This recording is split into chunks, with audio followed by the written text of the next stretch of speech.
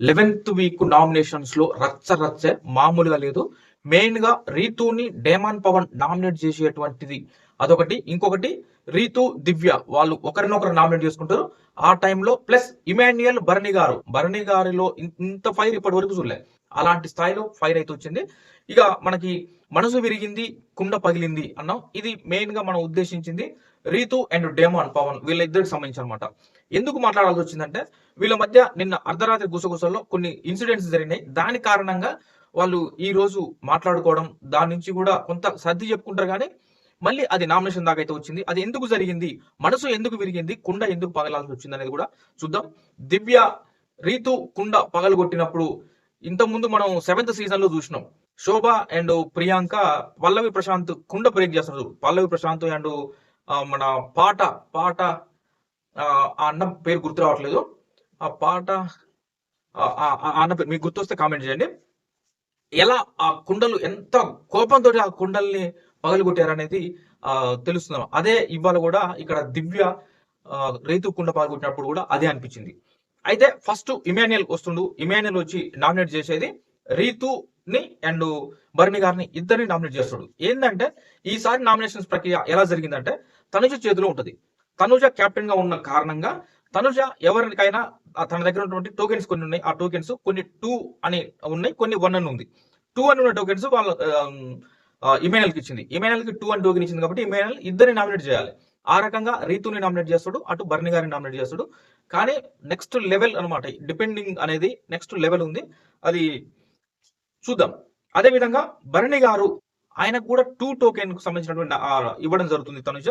అప్పుడు ఇమాన్యుయల్ భరణి గారు సేమ్ ఇటు ఇమాన్యుయల్ నామినేట్ చేస్తాడు, అటు రీతుని నామినేట్ చేస్తాడు. ఇది కూడా నెక్స్ట్ లెవెల్. ఇటు భరణి అండ్ ఇమాన్యుయల్ వీళ్ళిద్దరి మధ్య ఉన్నటువంటి నామినేషన్స్ లో డిపెండింగ్ కావచ్చు, వాళ్ళు మాట్లాడిన కావచ్చు, కానీ నెక్స్ట్ లెవెల్లో ఉన్నాయి. భరణి గారు ఫుల్ ఫైర్ అయిపోయారు. ఇంత ఫైర్ ఉందా భరణి గారిలో అని ఫస్ట్ టైం అనిపించింది. మరి చూడాలి ఆయన గేమ్ కి ఎంత ప్లస్ అవుతుంది అనేది. అదే విధంగా తర్వాత డేమాన్ కూడా 2 టోకెన్స్ ఇస్తుంది. డేమాన్ కూడా వచ్చేసి రీతుని నామినేట్ చేస్తాడు. ఇది హైలైట్ అనమాట. నెక్స్ట్ కళ్యాణ్ కూడా నామినేట్ చేస్తాడు. వీళ్ళ మధ్య కొంత ట్రయాంగిల్ అది ఇది సంథింగ్ ఏదో పొసెసివ్ సంబంధించినటువంటి కొంత అయితే జరిగింది. మరి దాని క్రమంలో ఈ నామినేషన్స్ అయితే వీళ్ళ మధ్య కొనసాగింది అనమాట. దాని తర్వాతకి రీతు వస్తుంది. రీతు వచ్చేసి దివ్య అండ్ సంజన గారిని నామినేట్ చేస్తుంది.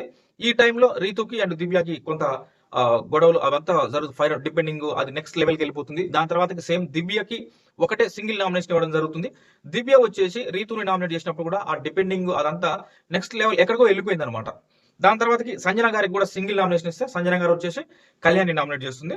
అదే విధంగా సుమన్ శెట్టి కూడా సింగిల్ నామినేషన్. సుమన్ శెట్టి గారు వచ్చేసి కళ్యాణ్ నామినేట్ చేస్తాడు. దాని తర్వాతకి కళ్యాణ్ కి 2 టోకెన్ ఇస్తే తను వచ్చేసి డేమాన్ పవన్ ని అండ్ సంజన గారిని వీళ్ళిద్దరిని కళ్యాణ్ నామినేట్ చేయడం జరుగుతుంది. తనుజ ఫైనల్ గా 8 మంది నామినేషన్స్ ప్రక్రియ అయిపోయింది. దీని తర్వాతకి 7 మెంబర్స్ మనకి నామినేషన్స్ లో వచ్చారు. ఇక్కడ సుమన్ శెట్టి గారు రాలేదు, తనుజ రాలేదు. వీళ్ళిద్దరు తప్ప మిగతా 7 మెంబర్స్ అయితే నామినేషన్స్ లోకి వచ్చారు. అయితే బిగ్ బాస్ కెప్టెన్ కి ఒక పవర్ అయితే ఇస్తారు.